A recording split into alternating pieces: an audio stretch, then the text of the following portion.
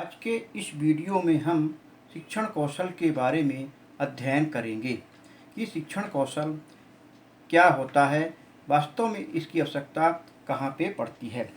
शिक्षण कौशल को जानने से पहले हम सबसे पहले शिक्षण के बारे में जानते हैं कि शिक्षण क्या होता है, अर्थात टीचिंग। शिक्षण शब्द का सामान्य अर्थ शिक्षक तथा विद्यार्थियों के मध्य होने वाली क्रियाओं एवं प्रतिक्रियाओं से लगाया जाता है, जिनके परिणाम स्वरूप विद्यार्थी को ज्ञान प्राप्त होता है। शिक्षण का व्यापक अर्थ ज्ञान प्राप्ति के साथ ही ज्ञान के प्रति समझ विकसित करते हुए व्यवहार में परिवर्तन पर जोर देना है। भारतीय परिवेश में शिक्षण का जो अर्थ लगाया जाता है, उसके अनुसार शिक्षक तथा विद्यार्थियों के बीच की अंतःक्रिया जो अपेक्षित व्यवहार परिवर्तन के उद्देश्य से की जाती है, शिक्षण कहलाती है। अब आइए हम शिक्षण कौशल के बारे में जानें। चूँकि शिक्षण एक जटिल कला है जिसमें शिक्षण अधिगम उद्देश्यों की प्राप्ति के लिए चयनित विभिन्न अनुभवों की सहायता से विद्यार्थियों एवं शिक्षक के मध्य अंतःक्रिया यानी इंटरेक्शन संपन्न होती है। कक्षा कक्ष में शिक्षक के वे समस्त व्यवहार या क्रियाएं जो विद्यार्थियों को सीखने में सहायता प्रदान करते हैं तथा जो कक्ष के वातावरण को सहज, सरल, प्रभावी तथा सक्रिय बनाते हैं, उन्हें शिक्षण कौशल कहते हैं। अर्थात शिक्षण कौशल दो शब्दों से मिलकर बना है, शिक्षण एवं कौशल। इस परिप्रेक्ष्य में शिक्षण कौशल का अर्थ है वे कौशल जो शिक्षण कार्य में उपयोग किए जाते हैं या शिक्षण को प्रभावी बनाते हैं। अब आइए हम शिक्षण कौशल से संबंधित शिक्षण हेतु प्रशिक्षण की आवश्यकता के बारे में जानें कि वास्तव में शिक्षण के प्रशिक्षण की आवश्यकता क्यों पड़ती है। प्राचीन भारतीय संदर्भ में बात की जाए तो यह इस धारणा को बल मिलता है कि शिक्षक को प्रशिक्षण की आवश्यकता नहीं होती। कुछ व्यक्तियों में जन्मजात कुछ गुण ऐसे होते हैं इनकी सहायता से वह यदि ज्ञान में निपुण है तो उनका प्रभावी प्रस्तुतिकरण या शिक्षण बिना किसी प्रशिक्षण के कर लेते हैं। हमारी इस सोच के पीछे प्रमुख आधार यह है कि प्राचीन काल में शिक्षक प्रशिक्षण की व्यवस्था नहीं थी। भारत में 1826 में थॉमस ने शिक्षण प्रशिक्षण के क्षेत्र में जो प्रयास किया, उसका परिणाम बाद में यह हुआ कि शिक्षक प्रशिक्षण की नितांत आवश्यकता महसूस होने लगी। शिक्षक प्रशिक्षण ज्ञान के प्रभावी प्रस्तुतिकरण पर जोर देता है। ज्ञान में निपुणता प्राप्त करने के पश्चात शिक्षक उस ज्ञान को विद्यार्थियों तक किस तरह से पहुँचाए कि विद्यार्थी सरलतापूर्वक उसे ग्रहण कर अपने ज्ञान और कौशल में वृद्धि कर सके। शिक्षण प्रक्रिया के संपादन में शिक्षण विभिन्न विधियों, तकनीकों, युक्तियों तथा कौशलों का उपयोग करता है। उसका ज्ञान तथा अभ्यास शिक्षक प्रशिक्षण के माध्यम से प्रशिक्षणार्थियों को कराया जाता है। शिक्षण कार्य के प्रभावी संपादन के लिए ज्ञान, अभिवृत्ति तथा कौशल के साथ ही सुव्यवस्थित व्यवहार का होना अत्यंत आवश्यक होता है। शिक्षण प्रशिक्षण के द्वारा प्रभावी शिक्षण हेतु तकनीकी ज्ञान तथा कौशल के विकास का प्रयास किया जाता है। ज्ञान, शिक्षण, तकनीक तथा कौशल के उपयोग में निपुण व्यक्ति विद्यार्थियों को समझकर उनकी आवश्यकतानुसार शिक्षण प्रदान कर सके, इसलिए शिक्षण कार्य हेतु प्रशिक्षण की आवश्यकता महसूस की जाती है। शिक्षण कौशल प्रशिक्षण। शिक्षण कौशल प्रशिक्षण में 3 शब्द हैं। प्रत्येक शब्द का अपना अलग अर्थ और महत्व है। एकीकृत रूप से शिक्षण कौशल प्रशिक्षण का अर्थ है शिक्षण कार्य में उपयोगी विभिन्न कौशलों के उपयुक्त प्रयोग के लिए प्रशिक्षण देना। शिक्षण कौशल प्रशिक्षण का मुख्य लक्ष्य प्रशिक्षणार्थियों के ज्ञान, कौशल तथा अभिवृत्ति का विकास करते हुए उनके व्यवहार में परिवर्तन लाना ताकि वे शैक्षिक कार्य प्रभावी ढंग से कर सकें। सूक्ष्म शिक्षण प्रशिक्षण में लचीलापन होना चाहिए। छात्राध्यापकों की व्यक्तिगत भिन्नता तथा सृजनात्मकता को ध्यान में रखते हुए शिक्षण कौशलों के विकास का प्रयास किया जाना चाहिए। प्रशिक्षकों को यह ध्यान रखना चाहिए कि छात्राध्यापक किन कौशलों का उपयुक्त तरीके से उपयोग कर पा रहा है तथा किसके प्रयोग में उसे कठिनाई हो रही है। शिक्षा प्रशिक्षकों द्वारा छात्राध्यापक को आने वाली कठिनाइयों के निवारण के उपाय बताने चाहिए तथा उन कौशलों का उपयोग अधिक करने के लिए प्रोत्साहित करना चाहिए जिनमें उसे कठिनाई महसूस होती है, ताकि उन कौशलों को भी उपयुक्त ढंग से प्रयोग कर प्रशिक्षण प्रक्रिया को प्रभावी तथा आकर्षक बना सके। शिक्षण कौशलों की पहचान। आइए अब हम शिक्षण कौशलों की पहचान करते हैं कि कितने शिक्षण कौशल हैं। वास्तव में शिक्षण कौशल शिक्षक के व्यवहारों का समुच्चय है जो विद्यार्थियों में वांछित परिवर्तन लाने के लिए विशेष रूप से प्रभावकारी होते हैं। आमतौर पर शिक्षण कार्य को प्रभावी बनाने के लिए जिन कौशलों का उपयोग शिक्षक द्वारा किया जाता है उन सभी कौशलों को शिक्षण कौशल कहा जाता है। यहाँ पे कुछ हम प्रमुख शिक्षण कौशलों के बारे में अध्ययन करें। पहला है उद्दीपन परिवर्तन। यह शिक्षण कौशल का सबसे महत्वपूर्ण बिंदु है कि यह कौशल उद्दीपन परिवर्तन के सिद्धांत पर आधारित है। इसमें शिक्षक सुविचारित योजना के अंतर्गत उद्दीपन में परिवर्तन करता है जिसमें विद्यार्थियों का ध्यान भंग न हो बल्कि कक्षा शिक्षण में उसका मन लगा रहे।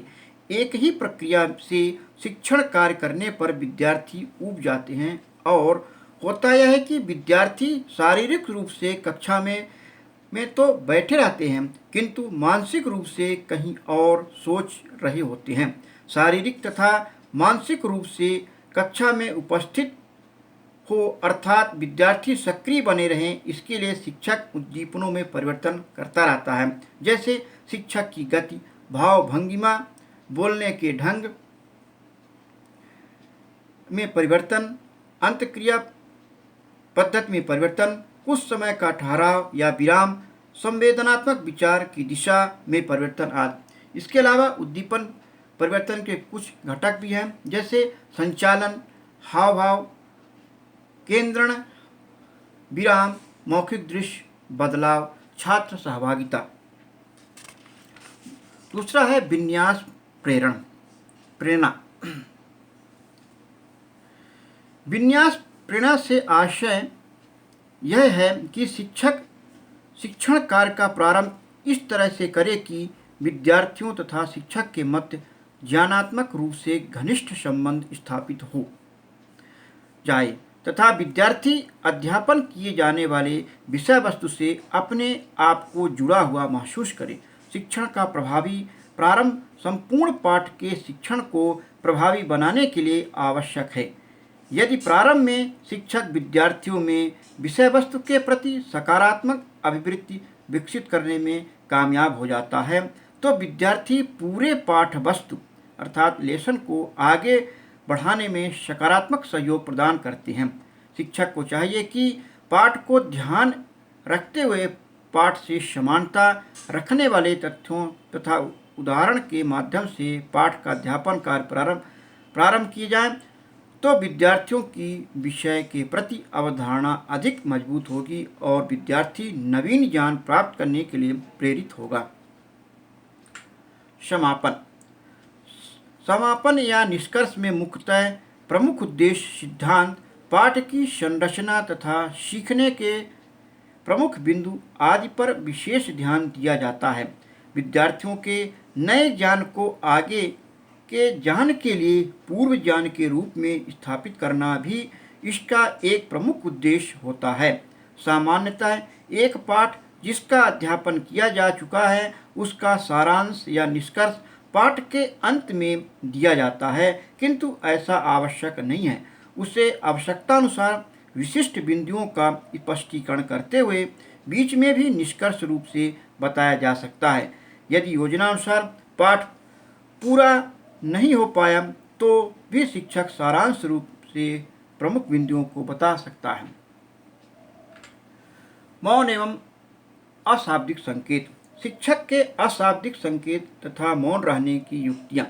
कई शिक्षक विद्यार्थियों को डराने या भय पैदा करने के लिए अध्यापन या विचार विमर्श के दौरान कई बार शांत हो जाते हैं या कुछ अशाब्दिक हाव भाव प्रदर्शित करते हैं और फिर तीव्रता से शांत समयांतराल को समाप्त करते हुए बातचीत प्रारंभ कर देते हैं। इससे कक्षा में अनुशासन बनाने तथा छात्रों का ध्यान विषय वस्तु की ओर केंद्रित करने में मदद मिलती है। शिक्षक अपनी भावभंगिमा के प्रदर्शन तथा शारीरिक गति में परिवर्तन इत्यादि के द्वारा भी छात्रों को शिक्षण अधिगम प्रक्रिया में अधिक सक्रिय भाग लेने के लिए प्रोत्साहित कर सकते हैं। पुनर्बलन। विद्यार्थियों के सहयोग का पुनर्बलन। विद्यार्थियों के सहयोग के व्यवहार में वांछित परिवर्तन के लिए पुनर्बलन को सीखने सिखाने की प्रक्रिया का महत्वपूर्ण कारक माना जाता है।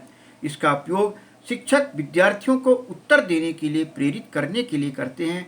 शिक्षक शाब्दिक तथा अशाब्दिक दोनों प्रक्रियाओं द्वारा पुनर्बलन दे सकते हैं। शाब्दिक के अंतर्गत शाबाश, अच्छा प्रयास आदि शब्दों के माध्यम से तथा अशाब्दिक के अंतर्गत चेहरे की भावभंगिमा, शारीरिक गति, हाथों की गतिविधि इत्यादि के माध्यम से विद्यार्थियों को पुनर्बलन दे सकते हैं। प्रश्न पूछना। प्रश्न पूछने का भी प्रभाव होता है। यह कौशल प्रश्न पूछने से संबंधित है। इस कौशल का उद्देश्य है शिक्षकों द्वारा उद्देश्यपूर्ण प्रश्न विद्यार्थियों से दिए गए समय के अंदर पूछना। प्रश्न पूछने तथा छात्रों द्वारा दिए जाने वाले उत्तरों की मदद से पाठ का विकास किया जाता है तथा छात्रों में विषय के प्रति समझ पैदा करने में यह प्रक्रिया उपयोगी मानी जाती है। विषय वस्तु से संबंधित एक क्रम से शिक्षक जितने अधिक प्रश्न पूछेगा, विद्यार्थी प्रतिक्रिया व अनुक्रिया के माध्यम से उतने अधिक सक्रिय रूप से सीखने की प्रक्रिया में भाग ले पाएंगे। छात्र व्यवहार की पहचान। पहचान तथा ध्यान देने संबंधी व्यवहार है। शिक्षकों को इस प्रकार प्रशिक्षित किया जाना चाहिए कि वह विद्यार्थियों के कक्ष व्यवहार के प्रति अधिक संवेदी हो। एक सफल शिक्षक वह है जो विद्यार्थियों के संकेतों का अर्थ समझ लेता है। शिक्षक को जल्दी ही यह समझ में आ जाना चाहिए कि विद्यार्थी उसके द्वारा की जाने वाली कक्ष गतिविधि में रुचि ले रहा है या ऊब रहा है, ज्ञान प्राप्त कर रहा है या परेशानी महसूस कर रहा है। विद्यार्थियों द्वारा अधिकतर की जाने वाली शारीरिक गति के आधार पर उनकी रुचि का पता लगाने के लिए शिक्षक को कक्ष के प्रत्येक छात्र पर नज़र रखनी चाहिए। विद्यार्थी के चेहरे के हाव भाव, आँखों की स्थिति, सिर की स्थिति, शरीर का इधर उधर झुकना आदि कुछ ऐसी गतिविधियां हैं जो विद्यार्थी द्वारा प्रायः की जाती हैं। इन्हीं गतिविधियों पर नज़र रखकर विद्यार्थी को समझा जा सकता है। यदि शिक्षक को विद्यार्थियों की गतिविधियों को देखकर लगता है कि विद्यार्थी ऊब रहे हैं तो शिक्षक को अपनी शैक्षणिक योजना में परिवर्तन कर नई तकनीक का प्रयोग करना चाहिए।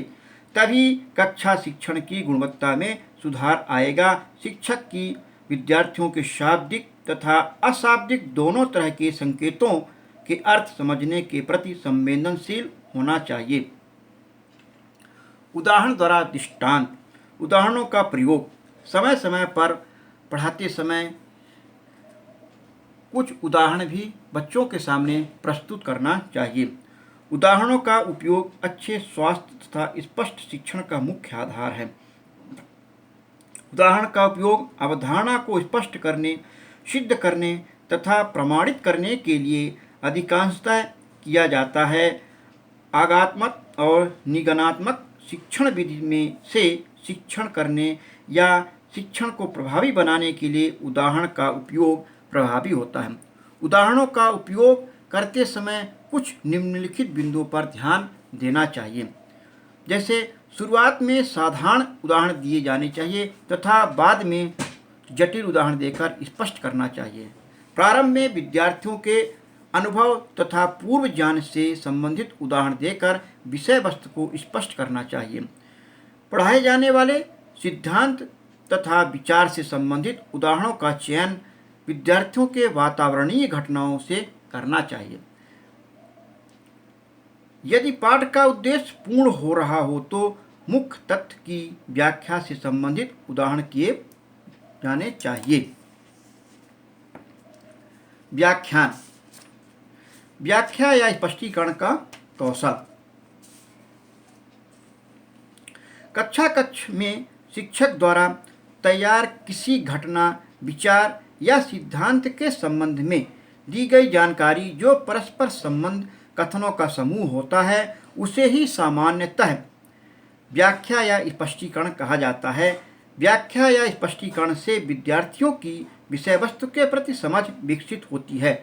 इसके लिए शिक्षक को अधिक से अधिक वांछित व्यवहारों का अभ्यास करना चाहिए, जैसे व्याख्यात्मक कड़ियों को जोड़ना एवं प्रारंभिक प्रश्न तथा निष्कर्ष कथन आदि। व्याख्या के समय असंबद्ध कथन, धारा प्रभावता का अभाव, उपयुक्त शब्दकोश का अभाव, अस्पष्टता का अभाव, अस्पष्ट शब्दों का प्रयोग तथा बोलने की विकृति आदि से बचना चाहिए, क्योंकि ऐसा न करने पर की गई व्याख्या अप्रभावी हो जाएगी। अगला है विद्यार्थियों से सहयोग प्राप्ति का कौशल। इसमें विद्यार्थियों द्वारा सहयोग में वृद्धि के कौशल 4 घटकों का एकीकृत रूप है। ये घटक हैं सृजनात्मक प्रश्न पूछना, विद्यार्थियों के सहयोग को प्रोत्साहन तथा शिक्षक का ठहराव या विराम जो विद्यार्थियों के सहयोग को अधिकतम बढ़ाने में मदद करते हैं। विद्यार्थियों का सहयोग शाब्दिक उत्तर के रूप में आता है।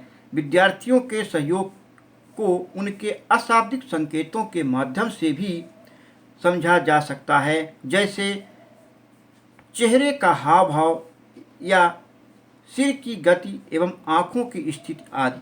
पहले 3 घटकों का प्रयोग शाब्दिक तथा अशाब्दिक दोनों तरह से किए जा सकते हैं, जबकि चौथा अशाब्दिक शिक्षकीय व्यवहार है। अगला है लिखने का कौशल। शिक्षण उद्देश्य लिखने का कौशल। यह कौशल उद्देश्य लिखने की कला से संबंधित है। इस कौशल में कुछ निम्नलिखित बिंदु सम्मिलित होते हैं, जैसे पहला है उचित, यानी उद्देश्य उचित तब माना जाएगा जब वह निम्नलिखित कसौटी पर खरा उतरेगा। यह क्रिया के रूप में होता है, किंतु इसका अधिगम परिणाम विद्यार्थियों के व्यवहार के रूप में दिखाई पड़ना चाहिए। दूसरा अधिगम विशिष्ट प्रक्रिया है। तीसरा अधिगम का परिणाम मापन योग्य होना चाहिए। चौथा उपलब्धियों का स्तर गुणात्मक या संख्यात्मक रूप से विशिष्ट होना चाहिए। दूसरा है पर्याप्त। उद्देश्यों की सूची तब पर्याप्त मानी जाती है जब वह इकाई पाठ विभिन्न स्तर के अधिगम परिणाम विद्यार्थियों के परिपक्वता स्तर, समय, उपलब्ध संसाधन के अनुरूप तैयार की गई है। इसके बाद है पाठ वस्तु से संबंध। उद्देश्य पाठ वस्तु से संबंध तब कहा जाएगा जब उद्देश्य से यह स्पष्ट हो जाए कि विद्यार्थियों को क्या पढ़ाना है या इसका अध्ययन करने के पश्चात विद्यार्थियों में कौन कौन सी क्षमताओं का विकास हो जाएगा। अगला है श्यामपट्ट के उपयोग का कौशल। यह अत्यंत महत्वपूर्ण कौशल है कि हमें श्यामपट्ट का उपयोग किस प्रकार से करना चाहिए। शिक्षण कार्य हेतु दृश्य साधन के रूप में श्यामपट्ट का उपयोग शिक्षक द्वारा अधिक किया जाता है।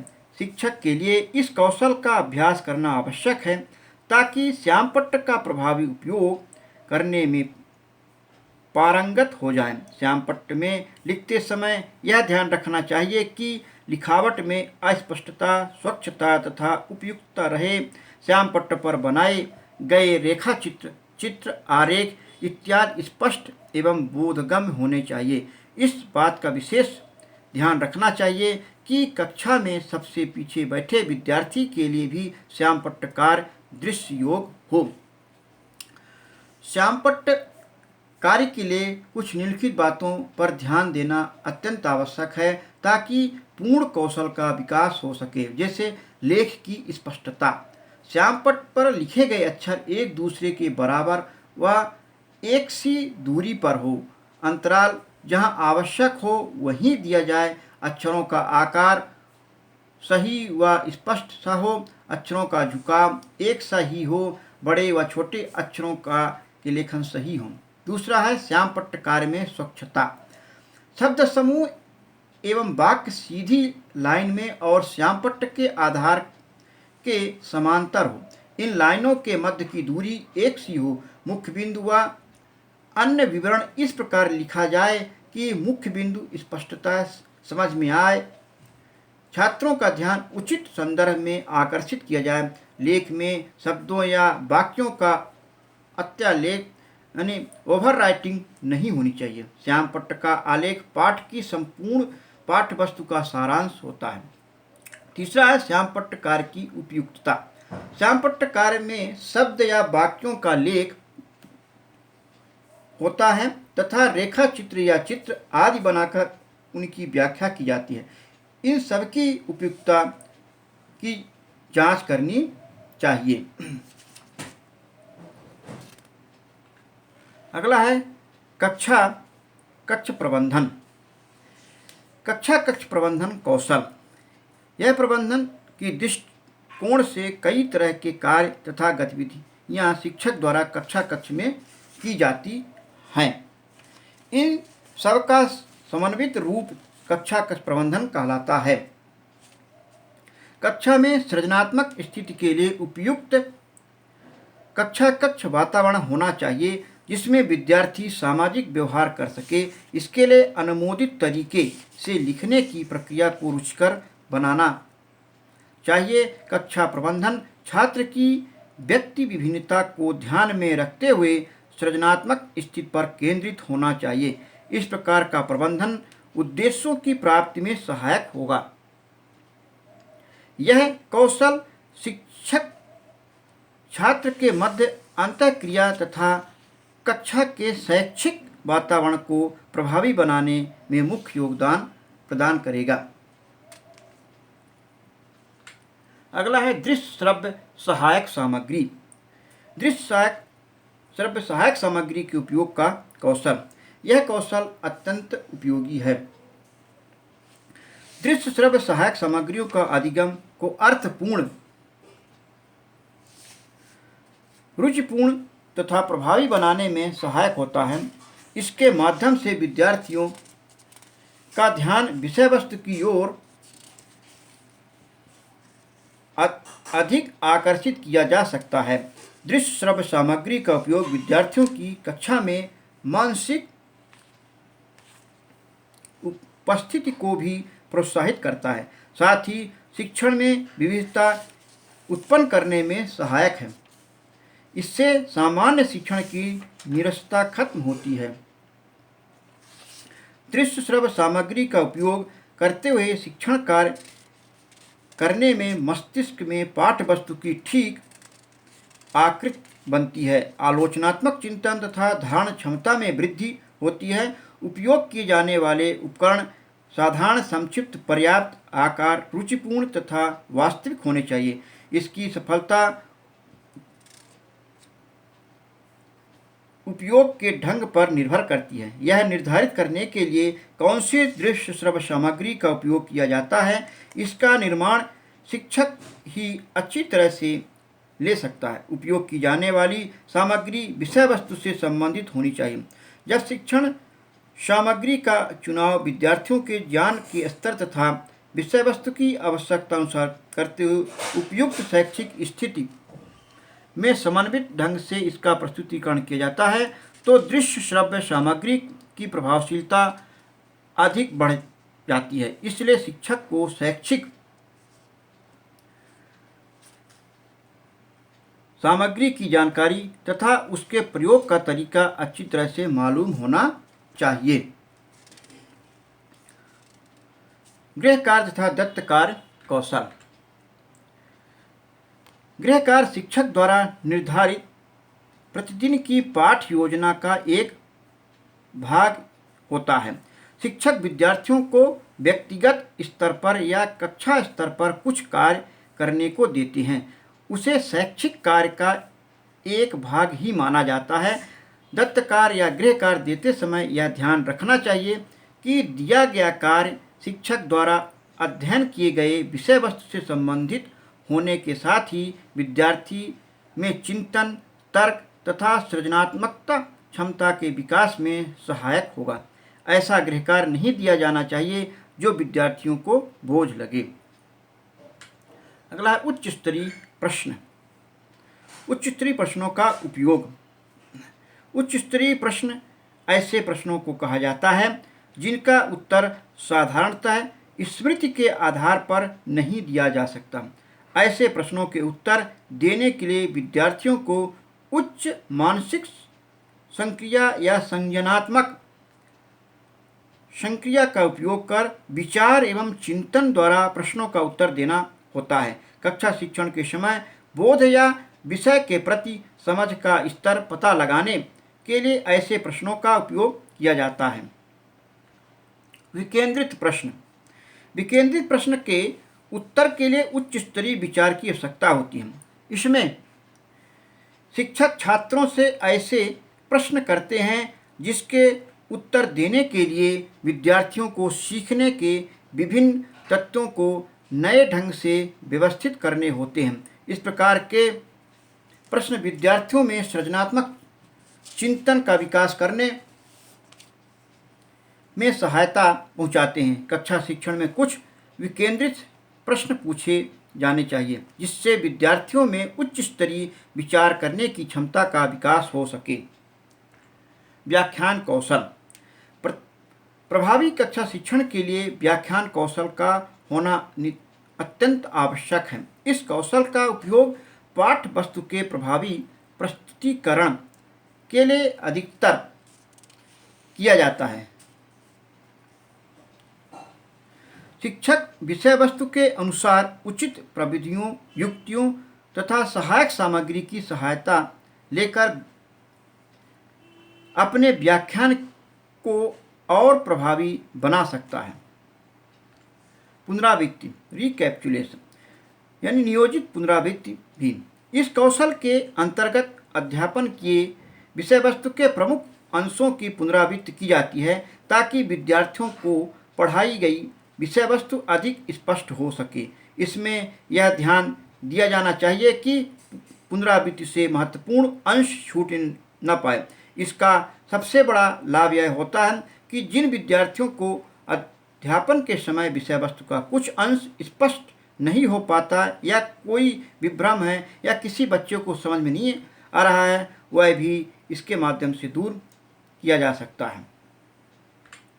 संप्रेषण कौशल, कम्युनिकेशन स्किल्स, यह शिक्षण कौशल का अत्यंत महत्वपूर्ण भाग है कि हमें कम्युनिकेशन विद्यार्थियों के बीच किस प्रकार से करना चाहिए। कभी कभी कम्युनिकेशन अच्छा नहीं होने से जो हम अध्ययन अध्यापन का कार्य शिक्षण में कर रहे हैं तो वह शिक्षण प्रभावी नहीं हो सकता। इसलिए हमारा कम्युनिकेशन विद्यार्थियों के बीच में अच्छा होना चाहिए। इस बात का विशेष ध्यान रखना चाहिए। संप्रेषण कौशल की आवश्यकता शिक्षण की प्रत्येक अवस्था में होती है। प्रभावी संप्रेषण कौशल का होना शिक्षण के लिए आवश्यक माना जाता है। शिक्षक जो कुछ तथ्य विद्यार्थियों तक पहुंचाना चाहता है वह शुद्ध रूप में उन तक पहुंच जाएं, इसे ही संप्रेषण की पूर्णता का कौशल कहते हैं। प्रभावी संप्रेषण के लिए आवश्यक है कि शिक्षक का शब्द, उच्चारण, आवाज़ तथा वाक्यों की संरचना इस तरह से हो कि वह विद्यार्थियों की समझ के अनुरूप हो। तो इस प्रकार से हमने शिक्षण कौशल के बारे में इस वीडियो के माध्यम से अध्ययन किया कि शिक्षण कौशल क्या होता है। यदि ये हमारा वीडियो आप लोग को पसंद आया है तो इसे आप लाइक करें, शेयर करें। धन्यवाद।